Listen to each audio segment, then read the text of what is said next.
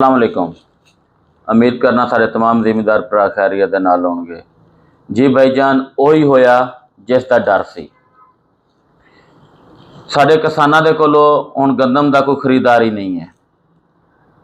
आड़तियां दे कोल जाइए कि साडे कोलों गंदम दी खरीदारी कर लो, पहली गल ते उन्हां दे मूँह साफ जवाब है जी साडे कोलों गंदम दी खरीदारी हुण नहीं हो सकती कि साडे ते क्रैकडाउन शुरू किया जा रहा है 27 अप्रैल दे तो, क्योंकि जिहड़ा गंदम स्टाक कर रहा है उन्हां दे खिलाफ क्रैकडाउन किया जा रहा है।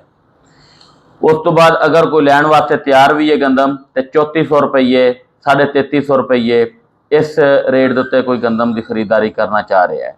असी गौरमेंट नूं अपनी नूं यह कहना आखांगे कि बराए मेहरबानी जिहड़ा साडे नाल तुसीं किसानां दे नाल जुल्म कर रहे हो ये अच्छा नहीं है, क्योंकि अगर किसान नहीं है तो आड़ती भी नहीं है, अगर किसान नहीं है तो मिल भी नहीं है, अगर किसान नहीं है तो ये हुकूमत भी नहीं है।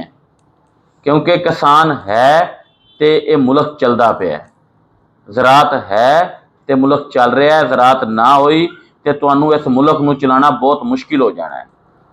लिहाजा असी जिहड़ा किसानां नूं तुसीं साडा हक देण दी बजाय साडा हक मार रहे हो, सिर्फ उन्हां 11 कंपनियां दे वास्ते कि जिहड़ा तुसीं 11 कंपनियां साडे सिर ते नाफज कर रहे हो उन्हां दे वास्ते तुसीं उन्हां नूं 3500 रुपये दे गंदम खरीद करके दे के ते बाद च उही गंदम उन्हां ने महंगी फरोख्त करनी है, ना कि तुसीं उन्हां नूं मुफाद दे रहे हो जिहड़ा कि तुसीं उन्हां दा 70% सूद जिहड़ा है बैंकां कोल जिहड़ा तुसीं उन्हां नूं गंदम खरीदारी करवा रहे हो 70% सूद साडी हुकूमत ने देना है, बकाया उन्होंने अपना देना अपने को 30% देना है। वही अगर मफाद तुसीं सानूं किसानां नूं दिओ तो साडा किसान होर खुशहाल होवे, ये मुल्क होर तरक्की वाली साइड ते जावे।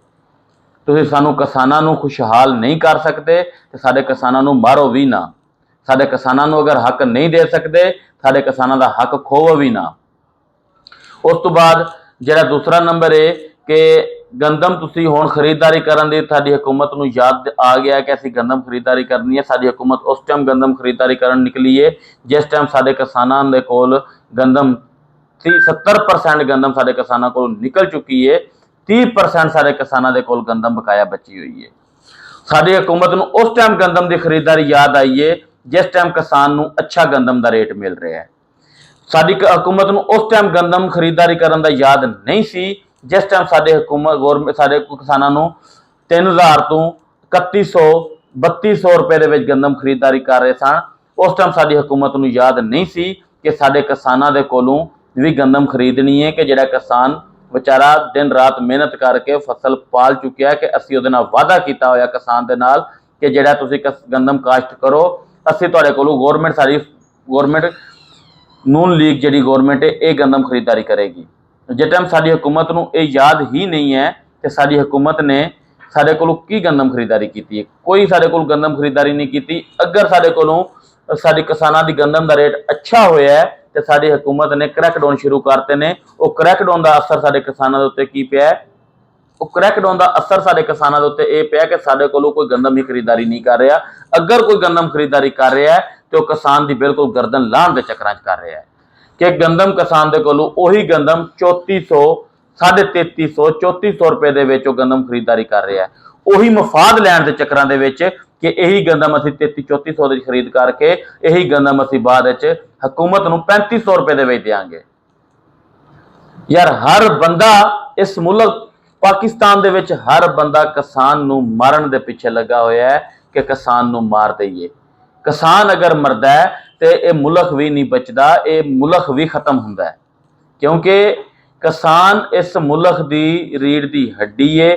क्योंकि किसान जिहड़ा है यही ज़रात करता है, अगर किसान नहीं होएगा तो ज़रात भी नहीं होएगी। अनाज जिहड़ा है गंदम जिहड़ी है वो किसान ही बोंदा है, किसान ही खेतों दे विच हल जोंदा है ते वो गंदम हुंदी है ते वो पूरा मुल्क खांदा है। अगर तुसी गंदम नहीं तुहानूं नहीं मिलेगी तुसी की खाओगे।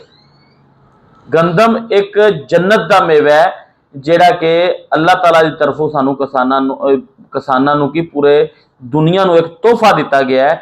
बंदा इंसान दुनिया की हर चीज़ खा सकता है, लेकिन जिन्नी तक गंदम की बनी हुई रोटी बंदा ना खावे उन्नी देर बंदा नहीं बच सकता। लिहाजा साडी यही रिक्वेस्ट है, यही अपील है कि तुसी ये क्रैकडाउन खत्म करो ਕਿਸਾਨ ਨੂੰ ਅਗਰ ਮਫਾਦ ਮਿਲ ਰਿਹਾ ਹੈ ਤੇ ਕਿਸਾਨ ਨੂੰ ਮਫਾਦ ਮਿਲਣ ਦਿਓ।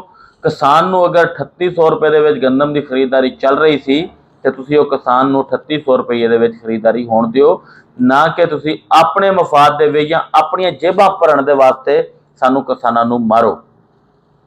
अगर तुहानू साडी वीडियो अच्छी लगी होवे तो साडी वीडियो अपने तमाम दोस्तों तक शेयर करिया जे। साडे चैनल नू सबसक्राइब लाजमी करिया जे। बैल आइकॉन दे बटन नू दबाना ना भुलिया जे, क्योंकि साडी हर आने वाली वीडियो साडे तमाम दोस्तों तक पहुंचे। जी, अस्सलाम वालेकुम।